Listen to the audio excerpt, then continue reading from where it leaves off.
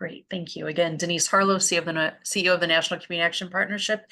We're really excited today to talk to you about a new task force that the National Community Action Partnership Board of Directors has established and has agreed to support with some staffing capacity behind the scenes as well.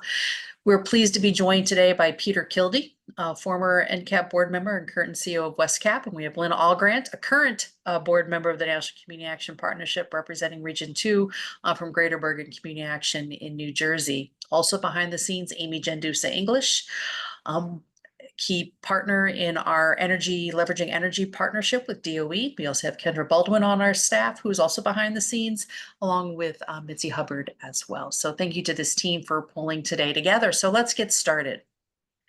Just as we do with all of our webinars, next slide, please. We start with the promise of community action. And today's conversation about the new task force that we've created leans right into our promise that community action changes people's lives, embodies the spirit of hope, improves communities, and makes America a better place to live. We care about the entire community, and we are dedicated to helping people help themselves and each other. And we're going to lean into many clauses of this promise here today as we talk about this new task force called the Partnership for Climate Resilience.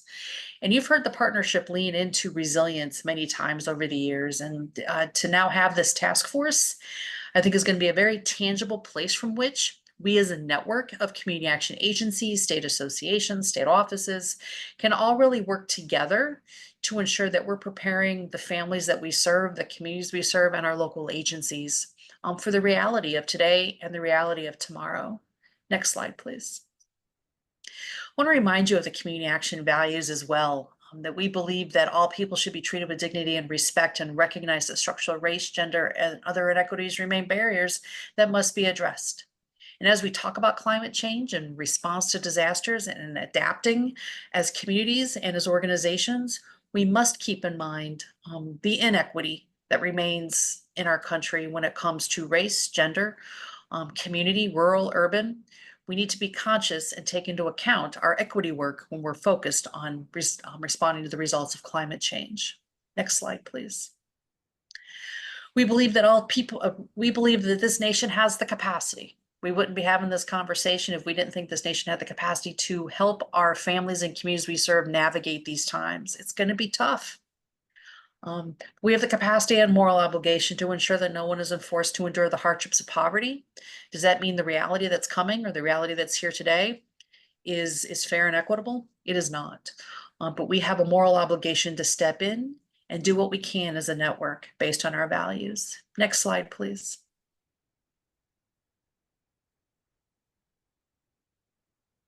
We believe that with hope, adequate resources, and opportunities, everyone can reach their full potential. And we do so that, and we are committed to that vision. We're going to need each other. We need each other. We're going to have to lean on each other. And this work is about creating that spirit of hope. And our work in climate change and responding to disasters and being present in this moment is not shying away from this sense of hope. We're here to help instill and make sure that hope is part of our conversation, as tough as today's conversation might be. Next slide, please. And finally, we do this in partnership and collaboration, and you're going to hear a lot about that today. We all have to work together. It's multi-sector collaboration and partnership. So when we think about the values and the promise of community action, in light of this new task force, which is really helping us navigate the future when it comes to climate change and climate resilience, we need to be prepared. We need to have the tools in this fight. We need to have the tools in our toolbox to help families and communities thrive and be sustainable and to be resilient. So I hope that you hold these values. I hope you hold this promise as we lean into today's conversation. And I'm going to ask to go to the next slide. And I'm going to turn the ball over to Peter Kildee. And many folks around this table here today know Peter as a dedicated servant to community action and a dedicated person who has been talking about these issues for decades. And we're leaning on your expertise here again today, Peter. Thank you for your leadership, and I'm going to turn it over to you. Well, thank you so much, Denise, for that great introduction, and I am delighted to be here. I've been working on this for a while, and I should probably point out that I came to the community action world 30 years ago after 20 years working pretty intensely in environmental education and the connection of these issues anyway. So I sort of arrived a little hardwired, had a little bit of a jump start on paying attention to these things. And in my 20 years of service on the partnership board, I was so grateful for the support we had to bring experts together to begin working on this stuff and paying attention for a long time. So what I'd like to do here for opening is to explain a little bit more around why it is that we in the community action world, as Denise mentioned, have this moral obligation to serve the people that are going to be most impacted by climate change, have been already, and will be certainly more going forward. Part of that is just to give a good idea of what we're up against. So I've condensed 20 years of study into 4 slides. That shouldn't be a problem. But if you just get these few things, you get the vast majority of what you really need to know in terms of understanding where this thing is headed and what it means for us all. So the first point I just want to make is that climate change is caused by the burning of fossil hydrocarbons. It's coal, natural gas, and oil. And there's a lot of confusion out there, a fair amount of it's somewhat intentional, frankly. But, most of the other things we talk about, whether it's transportation, agriculture, cities, you name it, are kind of second order effects. The basic thing is we have taken all this energy that it took, 100 million years for the planet to produce in the form of these fossil fuels, we call them, and putting it quickly into the climate of the planet is causing this imbalance that is creating climate change, and that's where we are. Next slide.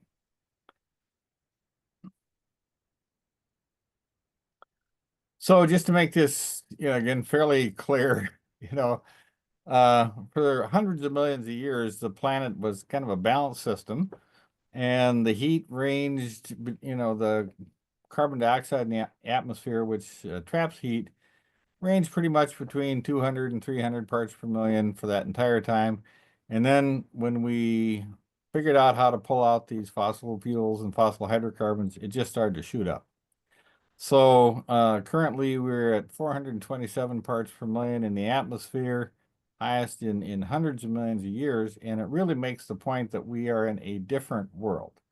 Okay. And a lot of our understandings and everything have had a problem keeping up. Next slide.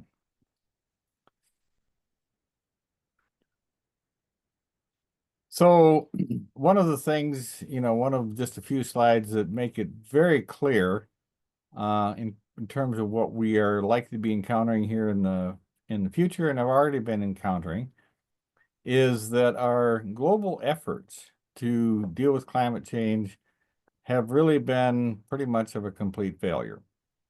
So 1997, we go back 27 years, 191 nations, saw the reality of this. The science was settled science. They signed a binding treaty to do something about climate change. And the reality is we've put more CO2 in the atmosphere since that signing of that treaty than in all of human history up to that time. Okay? Pretty straightforward. Next slide. So the other thing, again, that creates an imperative, I believe, for community action to step into this space is that there really isn't anybody successfully driving the bus to getting us to some kind of, reduction of greenhouse gas emissions and a future that reduces the impact of climate change. So a friend of mine, Nate Higgins, one of the people that the partnership helped bring together as a worldwide expert on this, just plotted out the emissions, that jaggedy little red line, against the Paris agreements, or against the COP agreements, the UN agreements, on dealing with climate change. And if you didn't really understand this very well, you could look at these and say, well, it looks like climate conferences cause climate change, because after every one, it goes up even faster. But the big point, and it's extremely serious, is there is no other entity working on this stuff on a global level, and it's a global issue. And what that means is that not only has this thing really failed in terms of addressing climate change, but the future, what we're experiencing now, and it's, the droughts and the heat domes that are hurting people and the hurricanes and all the fires out west and all that kind of stuff. This is not the new stable reality. It's not going to be like this. We are moving through this period. And a lot of this, what's going to be coming is coming down the road. So that's pretty grim. And there really is no getting around that. But there are certainly things that we can do and ways to make this future work out remarkably well for our folks. But it requires action. And again, my point is nobody else is really doing it. So we're the people charged in this country, some of the most important organizations to address the needs of low income and disadvantaged communities. So it kind of falls to us. Next slide.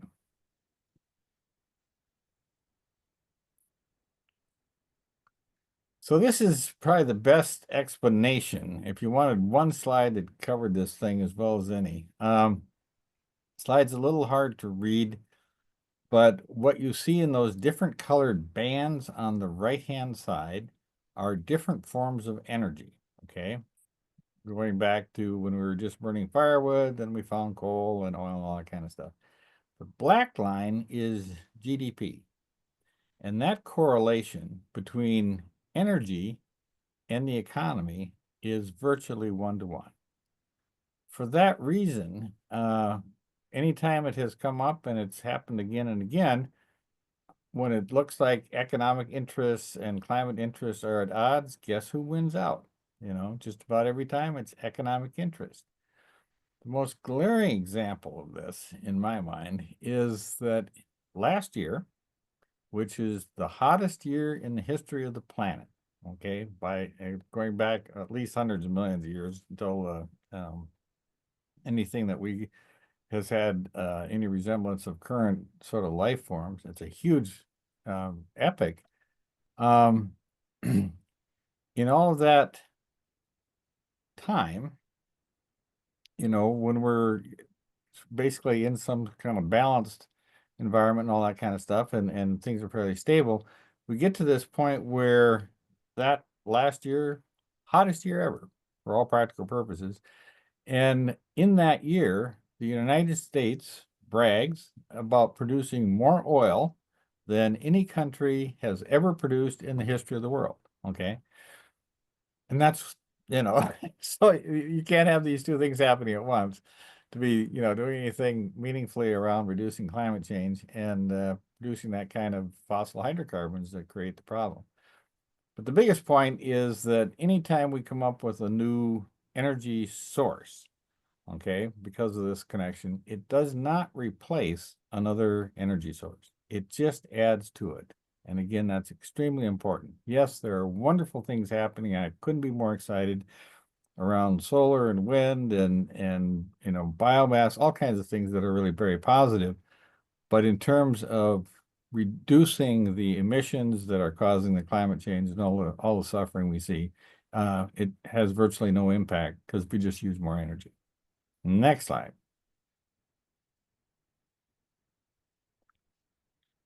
So finally, there are all kinds of plans out there. And Wisconsin is one of 23 states that, have this roadmap to net zero and all that kind of stuff. I have spent a lot of time with independent analyses, okay, of these plans and whatnot. And I'm afraid I have to conclude that, these are largely political documents. It's, how we can meet these energy goals and still grow the economy and all that kind of stuff. They're impossible, biophysically impossible. And there just isn't enough time, energy, or needed materials on the planet to make them work. Doesn't mean that the things that people are trying to do with them aren't good things. I support them completely. We're going to need them anyway, but they will not get us to net zero by 2050. They will not, solve the climate crisis, if you will. So that's the kind of grim state of the art here that we're facing as we go into this. But community action is worth used to dealing with, serious and seemingly intractable problems for our folks. So, this just adds to the list, but, we also have a lot of resources to address it. So with that, I'm passing it off to my distinguished co-chair on the board, Lynn Allgrant. Good afternoon, everyone. Thank you so much for joining us. And thank you, Peter, for taking us on a mini lesson. What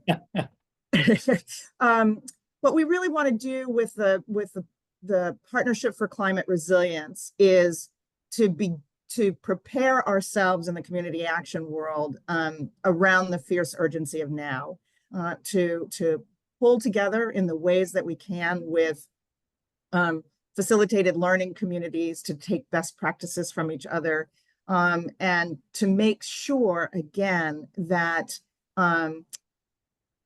that the communities that we serve and that the people we serve are not left behind by a lot of the things that are happening. I think, too often the environmental movement and other kinds of things did not always address what was really happening in our communities. And so there is this sense, I think, that we as community action agencies, with our large footprint and our deep understanding of our communities, we need to be at the forefront of what's happening, again, to make sure that the solutions and the resiliency opportunities are the ones that will serve our clients and our communities best. Next slide, please. Peter, I think we're back to you with, oh, yes, we're back to you with some big ideas. Yeah, so just moving into this a little bit, this is actually something I put together several years ago, but really hasn't changed in terms of what needs to happen and why I think community action is the ideal delivery system, if you will, for these kind of things because of our local community connections is, first of all, just dramatically reduce our consumption of fossil fuels, non-renewable resources. I think even more importantly at this point is, to build the capacity of our local and regional economies to meet our own needs using our own resource base. One thing that is almost certain to happen in this future combination of efforts to address it and problems with the system breaking down because of climate change and other needs, the future will be much more local. It just will. And so the fact that we are probably the most embedded local national delivery system for low-income people, I think just makes us the perfect vehicle for doing the kind of work that we need to be doing. So the kind of community development we're looking at, mutual assistance, cooperation, it's just a different kind of model than, a beat the other guy competitive model that isn't going to serve us very well. And finally, another thing community action has really been good at is to, building authentic communities. Authentic communities, the members look out for each other. It's been true forever. And we've lost some of that in this individualism and in our way of going at the economy and whatnot, but we can get it back. We're not that far away. So those are a few of the basic things. And then I've just picked a few examples from our own agency. Next slide. And again, pointing out that, we're just a CAP agency. I don't have any special funding or anything else, but like I mentioned earlier, I just came hardwired for this connection. So, going back to the housing crisis in 2008, neighborhood stabilization program, whatnot, there was money around to do that. And I saw that as a great opportunity to start doing some of this work. And we did a lot of it. So this particular house happens also to be the house that our board secretary lives in. It was featured in that OCS Earth Day video, if anybody saw it. Just took an ordinary little duplex and, turned it into literally a net zero energy use house. And we still own it. Low income households, have been enjoying that cost-free and very comfortable place to live for a long time. Next slide.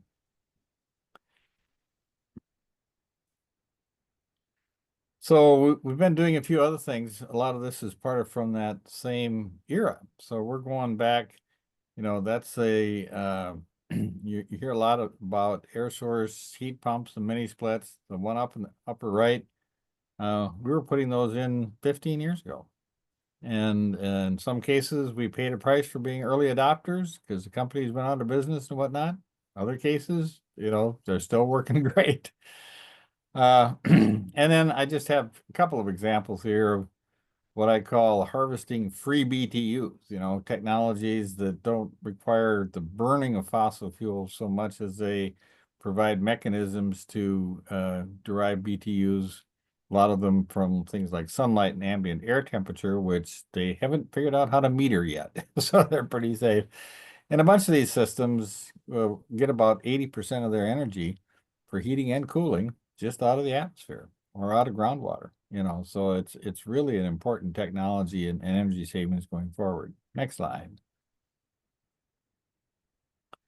The other thing we've been doing of late is a lot of affordable housing development.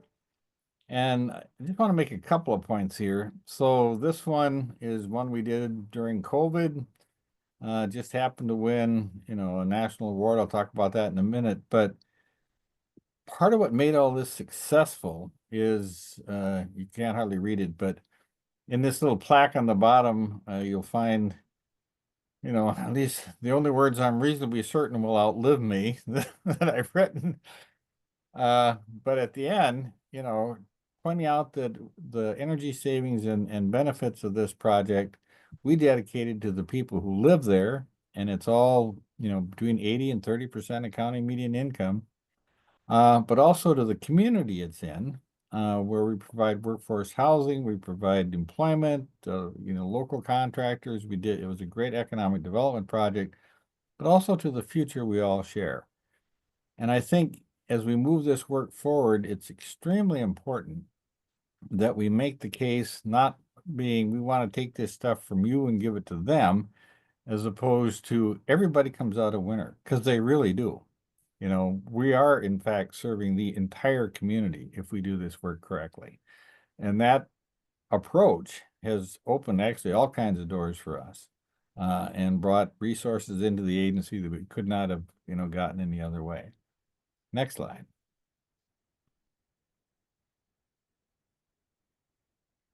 So I mentioned this award, the Affordable Housing Tax Credit Coalition. If you're not in that housing development world, the tax credit, low-income housing tax credit is involved in about 90% of the new affordable housing development in the country. It's a huge deal. And that organization gave us, for this project, the top national prize for green and healthy housing a couple years back. It was a big deal. And I'm sitting there watching the governor read my plaque. Now that had to make me feel good, I gotta tell you. And I also have it on good authority. We have a great governor here in Wisconsin. And he talks about this thing all the time when he talks about housing development. And I, got that from very reliable resources, and it's been extremely helpful in the state. One of the next projects we did, he had a little discretionary money. He just gave it $2 million out of his fund, just turned it over, and that kind of support. And again, making this thing work that way has been extremely helpful. Next slide.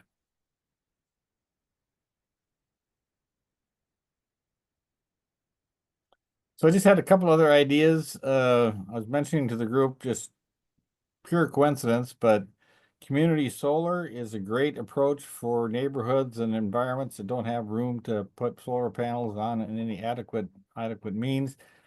Our agency also got a grant from the state that was originally federal to support a community solar project that a local energy co-op put together. We just had a ribbon cutting last week. And in that model, we were able to give them $250,000 towards this project, in return for which we get the value of the energy that much of that project produces for the next 20 years. And that is credited to the bills of people on energy assistance in their service territory. So that's just an example It's the only project doing this in the country. We got utilities from all over the place that tune in once a month to see how this is going. It really could be groundbreaking. But you know, a big part of that had to do with having a reputation of paying attention to energy and environment, all that kind of stuff. I mean, what I had to do to get this grant was answer the phone. You know, a woman from the Public Service Commission called up and says, "Peter, I got $250,000 for you." You know, I was like, okay, I'll take it. I mean, it was really a tough sell there. Okay, next slide. And then in terms of, you know, systems that, you know, help communities meet their own basic needs. And it's also education and health and all kinds of other things that can happen locally. This is actually a food market that a farmer's market that WestCap managed and ran. We since spun it off for a bunch of good reasons and are trying to get more of these out there. Next slide. And at least for this section, I'm going to turn it back over to Lynn. You know, as I look to the future, so much of this thing around climate change is couched in, you know, what we have to give up. We're not going to be able to do this, do that, and all that. But we also need to remember that those aspects of life that gave people meaning, made it such a successful experience and stuff for hundreds of thousands of years, didn't have any of that stuff. And its connections to one another as people, to local land, to our neighbors. You know, this is the stuff that has always been most meaningful for people, and those things are still possible. And in fact, you know, painting that picture as opposed to all the stuff you got to give up, you know, I think it's just a much better way to go at this, and it seems to work. So over to you, Lynn. Thanks so much, Peter. So what we want to do, next slide, please, Kendra. What we want to do with this task force is to really a couple of different things. One is to make sure that there's a repository of accurate information, and especially the ways in which climate change is going to impact different parts of the country differently, right? Our coastal areas are going to be worried about flooding. We have extreme heat in some parts of our country. We're going to have drought, wildfires. And so we really want to make sure that we are gathering the kind of information that each community action agency may need in their region to respond. So I'll give you an example here in landlocked New Jersey with older housing stock. It's very difficult to build new housing complexes and make them green and healthy and beautiful like the ones Peter has, because we just don't have any space. And so a lot of our work is going to be on retrofitting older housing stock. And so my organization has been working on a number of different healthy homes initiatives that allow us to do that retrofitting, as well as make the homes healthier where people are already living. We want to develop a website of resources, and then other learning opportunities and best practice sharing. We see each other as being facilitated learners and teachers, and we want to be able to collect those great things that you are doing in your area and making sure others know about it. And I would invite you to put in the chat if you have any projects right now that you are working on. One of the things that we recently did in my organization, the Department of Energy, had a new initiative. It was called SWAP-CERC. It was Sustainable Energy for Residential Consumers. And again, it will allow us to do some retrofitting on individual homes where people live. And we've just been notified that we'll have $1 million to do that work in our area. And then next, we want to really position not only individual community action agencies, but NCAP as a strategic partner and a collaborator. How can we position community action as an ideal partner for the folks who are coming along and working on these things? Much like Peter's work with the solar farm, where the benefits are going to help his LIHEAP clients, we're getting calls like that as well from solar developers, Community Solar and Solar for All, to make sure that there is an agency who can connect the people who need cheaper energy and green energy to the people to the developers who are doing it. And so we want to make sure that NCAP and the community action world stays at the forefront of being an ideal partner, again, so that our communities, right, and our clients benefit from what's happening.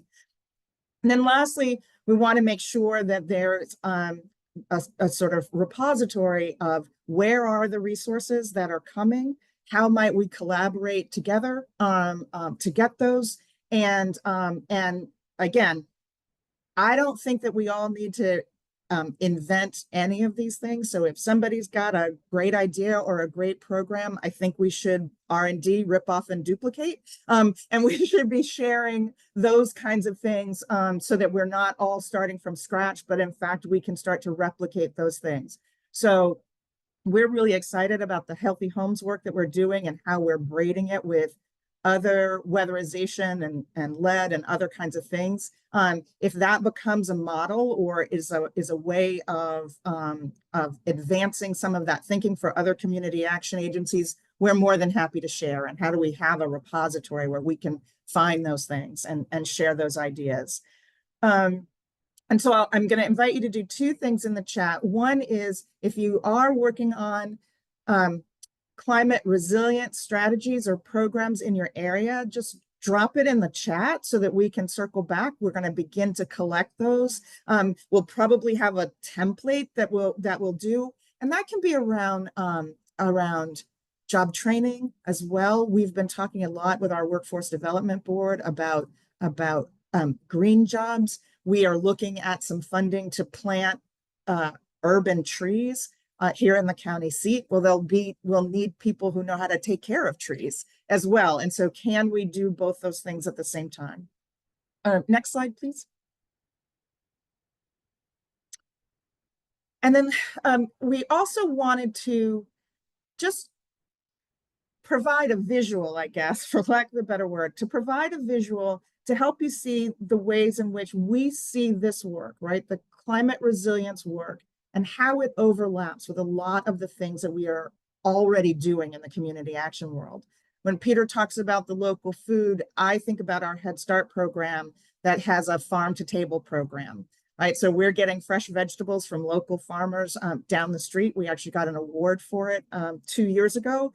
But we're also teaching little kids to eat their vegetables. And I had one mom tell me that her child who went to Head Start will try all kinds of things, and the kid who didn't go to Head Start won't try anything. And so how do we bring those things, introduce those vegetables and things? But we're doing all of that with local produce in our Head Start programs, and we're really excited about that. Maybe for you, it's around environmental justice and pollution and stormwater mitigation. Maybe it's about community resilience and community resilience hubs. Certainly job creation, affordable housing. And we in our area are doing a lot of work around the social determinants of health and how that very much intersects with these climate change issues and the burdens, right? And so, and the ways that those fall into our community. So there are ways for you to think about what is an area of focus for your community action agency and how it intersects with the kinds of things that we are seeing here. And the last point I'll make is that we really want to position NCAP to be able to not only be a resource to all of us, but to also attract new and different funding that could serve the kinds of efforts that we could do in multiple areas, so that we're not just each individual agency running around, but maybe that there are ways for us to do some things collectively that again will redound to our clients and our communities that we care about most. In terms of next steps, in the near future, an interest form will be going out to see if you are interested in participating in and learning more about the task force. You can always reach out to Kendra and Denise for more questions and to let us know what kinds of things that you're working on. We will begin with a sort of a templated form so that you can write up your best practices and the projects that you're working on, again, so that we can start to populate that best practice, good ideas part of the website that we are going to be developing.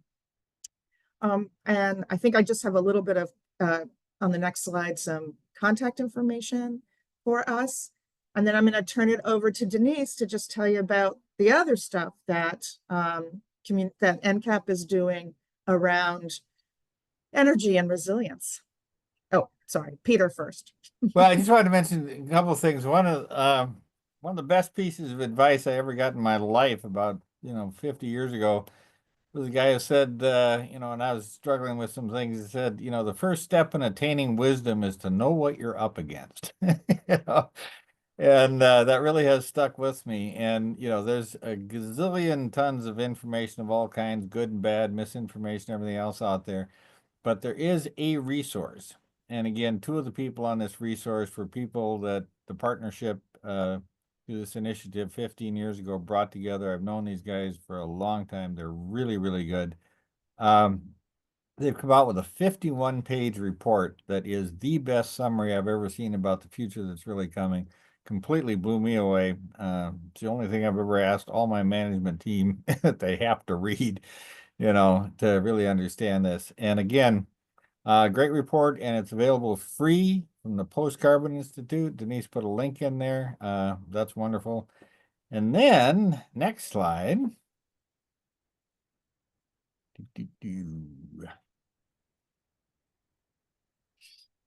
One of the other folks that came to the partnership brought together for this New Reality Initiative in 2010, it's a guy named Nate Hagens. Nate Hagens is a very interesting character. Used to be a very successful Wall Street business person, dropped out, toured the world, met some of the most incredible people when he realized that the the course we're taking is not exactly sustainable, to say the very least. He ended up attracting the funding of one of the best, wealthiest families in the world in order to support work on really understanding what's coming and what are the main shapers of this future going forward. He has a series called The Great Simplification. Mostly it's interviews with some of the most intelligent, informed people on the planet. I used to say that. Now I have to say some of the most intelligent and informed people on the planet and me, because he asked me to draw together one on poverty in America, and I got our board chair, Delitzo Solomoyo, another good partner of us in Wisconsin, CAP director, Mark Perry, and then the head of the United Way Alice Research, Stephanie Hoops, together for a roundtable, and it really went over pretty well. But anyway, these two sources, just a wealth of information. And I know these sources and I trust them. I know their work. So I just pass that along to you as something that might help to inform your understanding of the future that's really coming. Okay, thanks. Thank you, Peter. Thank you, Lynn. And yeah, I see in the chat, right? You can either use the Q&A button or put stuff into the chat. We'd like to lift up your questions. And if you want to raise your hand, we might even be able to unmute you. I'm not 100% positive about that, but that might happen. I just want to second, and I put in the chat, right? The Great Unraveling is such an important read, especially as we look ahead. We don't know what November will bring, right? And we think about various scenario planning and things like that as a network and as individual organizations.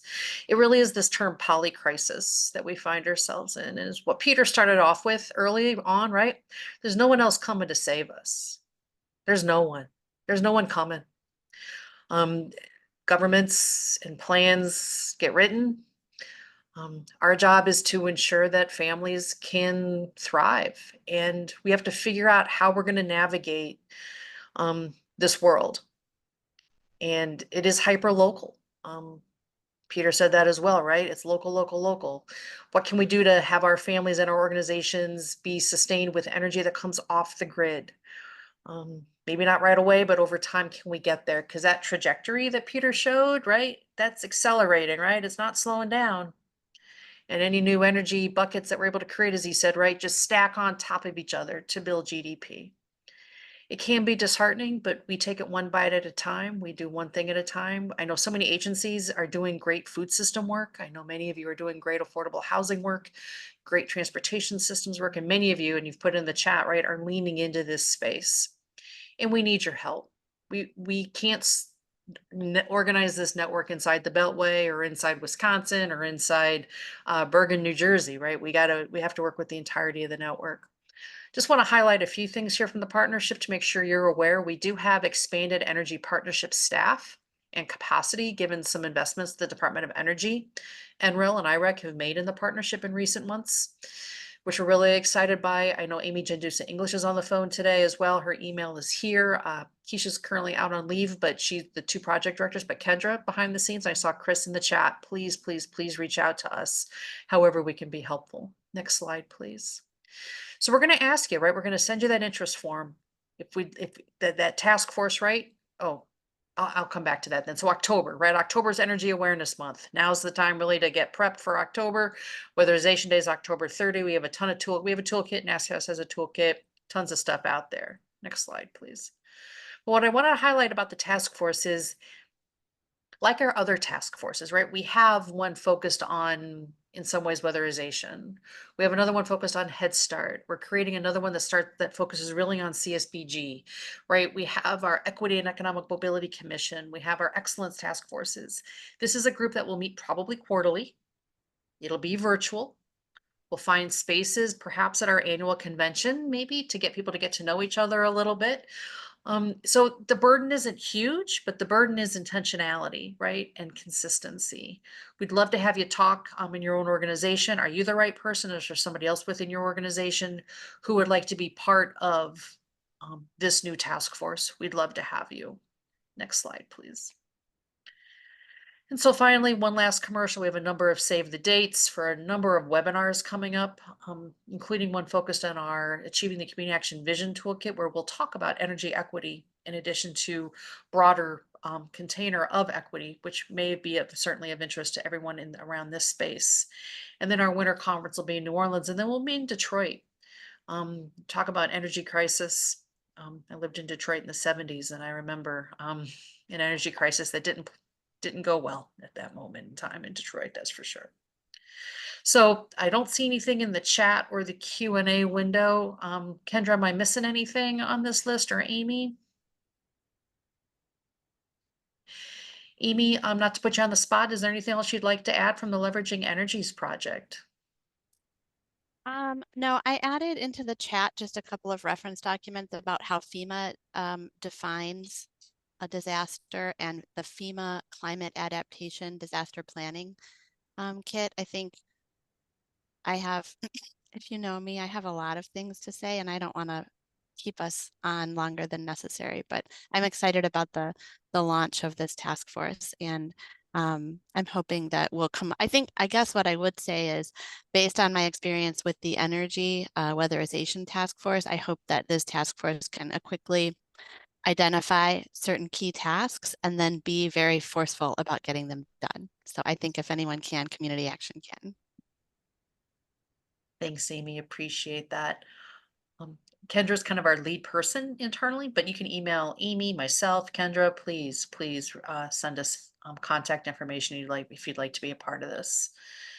We'll also send out, I believe, that kind of a mini survey collecting what people are doing, and that'll be an ongoing process to collect what people are actually doing over time. Peter, Lynn, anything else before we wrap up here today?